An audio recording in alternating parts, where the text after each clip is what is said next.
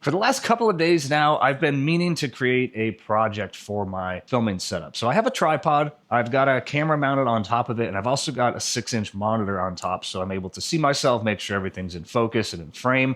But the problem is that monitor sits on top of the camera. So when the tripod is over at my desk area where I normally film some stuff, that monitor ends up being a little bit too high. It's a little bit further away from me, so it does make it a little harder to see. And if I ever put a teleprompter on top, it makes it so I can't see anything. So today my goal is to design a bracket that mounts on the tripod leg itself and then has a cold shoe mount so the monitor can slide into there and be mounted a little bit closer to me, a little bit lower, more at eye level, and it won't be hidden when there's a teleprompter set up on the camera. To do this, I'm going to use Shaper 3D. It's been my 3D modeling software of choice for a number of years now, and I'm still learning. There are so many different variables to 3D modeling.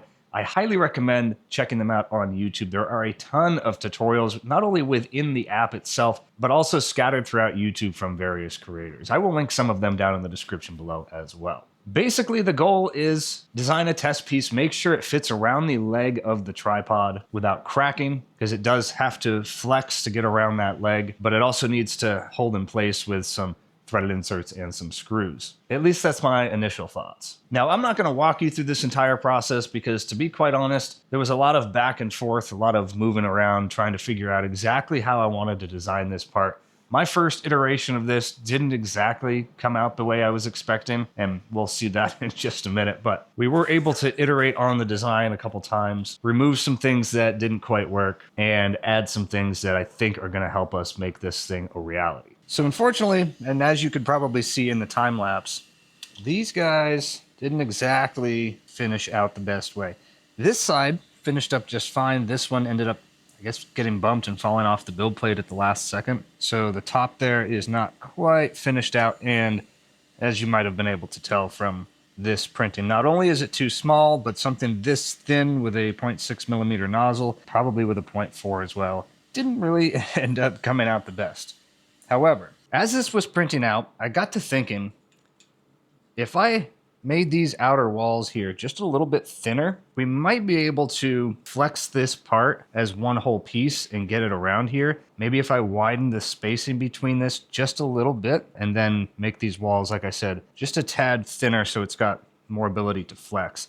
But it does fit around there. These back points lock up. Our radius is correct with that 14 millimeter spacing there, or that 14 millimeter size rather. So I think that's the next step, is try to print this in one piece without the dovetail, because obviously something this small with a dovetail that small clearly isn't going to work, at least in this fashion. The idea for this was threaded inserts, which means I'm gonna have to make this portion here a little bit thicker in order to fit that threaded insert into there. But essentially when it's done, it should sit something like this without this line gap in the middle there. And then we should be able to continue modeling for our cold shoe mount, kind of make a little angled piece that comes off here, a slot for the monitor with the cold shoe mount, and maybe this design will end up working. I didn't even look on MakerWorld or Printables or any of the other sites because I just wanted to kind of do this one from scratch and see what we could come up with. So that's the plan. Change up the model a little bit, take out the dovetail.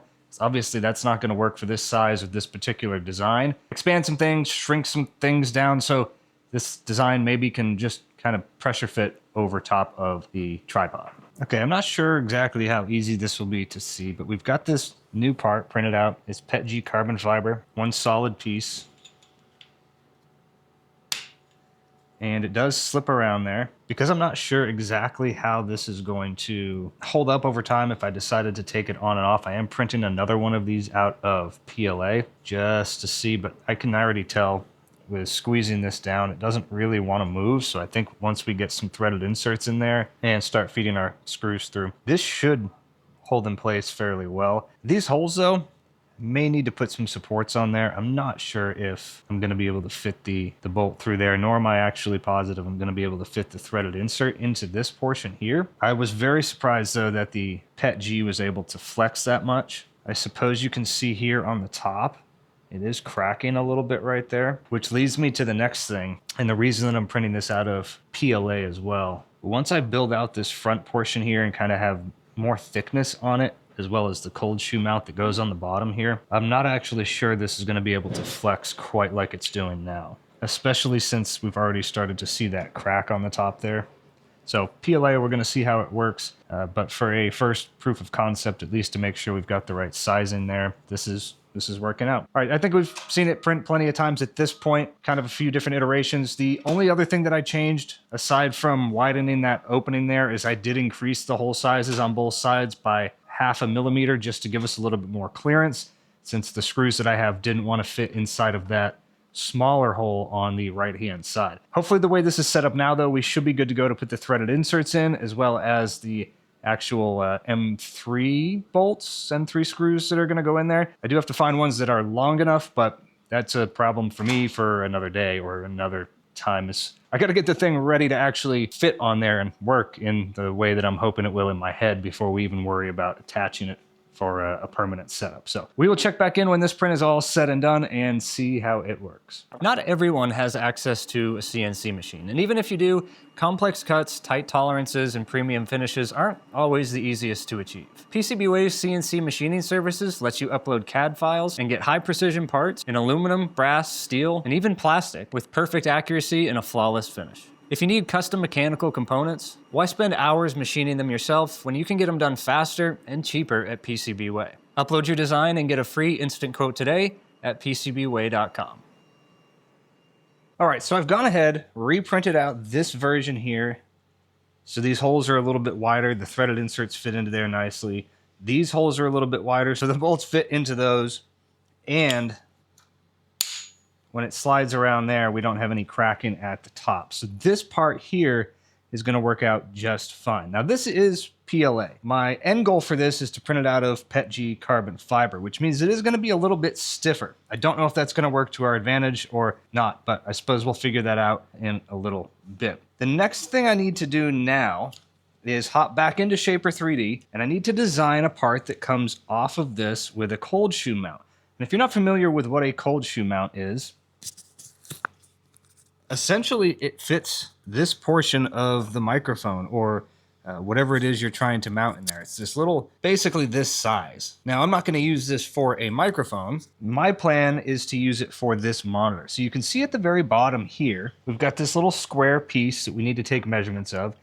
And when we screw it down, it'll tighten it up to that bracket. Now, every camera has a hot shoe or a cold shoe mount on top. Basically, we just need to design a part that fits this so it can mount on the outside of our tripod here. And it has to connect to this guy. So my thought is something that fits on the outside like this.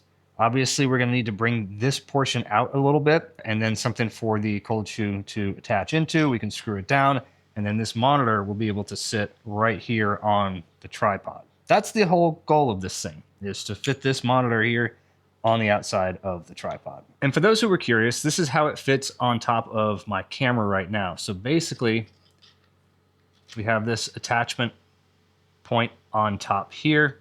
We can slide this into it, and this tightens down so the monitor is in place. Now you can use this for anything like external flashes, external lights, pretty much anything that you want to attach up there that has a cold shoe or hot shoe attachment. Like that guy right there, we'll be able to mount on the front of our tripod here. Now, the reason I want to move it from here down to the tripod is because occasionally I will have a teleprompter set up on here, and that completely blocks out this external monitor here.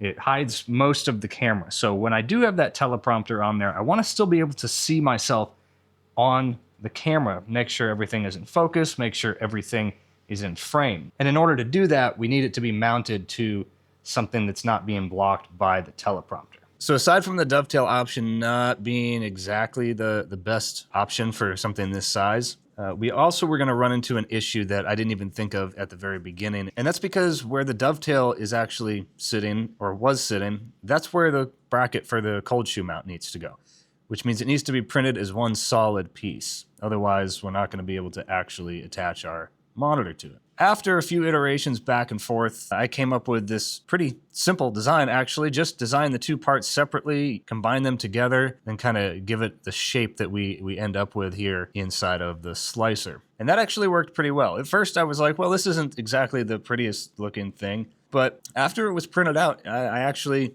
kind of like how it looks. All right, so after 5 or 6 different iterations, we finally have something that was exactly what I'm looking for. So we're able to see ourselves on the screen. Of course, if the camera was on, the only thing I have left to do is actually put some threaded inserts into here and put some screws into there, which I still need to find the right size for. But as you might be able to see, screen is on. It is in the exact spot that I wanted it to be on the tripod. So if there is a teleprompter up here or something like that, we can still see ourselves. It's not going to be blocked by the teleprompter. And it's kind of more at eye height. Instead of having to look up here to see things, I can look right down here. Now, what we've ended up on as far as a design is something very similar to this. However, I had to shrink it down a little bit. So we had some clearance back here. And as you'll see, I had to extend this portion out just a little bit as well, because one thing that I failed to realize with this this shorter mount here was that there wasn't enough clearance for the battery pack that goes in the back of the monitor. So overnight, I printed out this final piece here. It took about 40 minutes over on the H2C, and I did use the H2C for its dual nozzles, so I was able to get super clean supports on here using support interface material with PETG. This print is just out of regular PLA Basic, by the way. I went back and forth. I did print this out of PETG, and unfortunately it ended up snapping. The PLA seems to be able to flex just a little bit more, so I think we're just going to roll with this one. I see no reason to switch to anything else at this point because, well, it works. And as you can see, this now gives us the ability to actually see ourselves on the screen. If we turn some additional lights on, you can kind of see me here. Obviously, I'm out of focus, but you kind of get the idea of what I'm going for here. The screen on the camera does flip out, but obviously it's blocked by some cables, and you won't be able to see that if you're using a teleprompter. So that was the entire goal of this video, was to come up with a few different iterations for this little bracket here. If you remember, we started out with a very simple design just to see how it fits over the tripod leg, and we ended up making a few different iterations of that until the opening was big enough that it wouldn't crack going around there, and then of course adding the cold shoe mount to the front of it. And I think it turned out pretty well. I mean, obviously it works just as I was expecting, so I can't really complain. Now, Shaper 3D is completely free software. There are a few limitations to the free version. You can only have 2 editable files at a single time. So you can use the software for free and familiarize yourself with it. You are also limited to a low quality STL export, so you might not get the highest quality results when 3D printing with it. But for just learning the software, I can't recommend Shaper 3D enough. The free version, again, is linked down in the description below. If you want to bump up to that pro version, have unlimited files and higher quality exports in many different file types, you can use the code MountainMaker10 at checkout and save 10% off your first month of Shaper 3D Pro. I've been using this software for a few years now. I'm still learning myself, but every single design that you create will help improve your skills. So again, if you've been meaning to try out a 3D modeling software, download the free version of Shaper 3D in the description below. And when you're ready to upgrade, use the code MountainMaker10 at checkout for 10% off your first month. And a huge thank you to PCBWay for sponsoring today's video. If you're not quite into the whole 3D printer game yet, but you do know 3D modeling and need to have a custom part designed for yourself, be sure to check them out using the link in the description below, or go to PCBWay.com.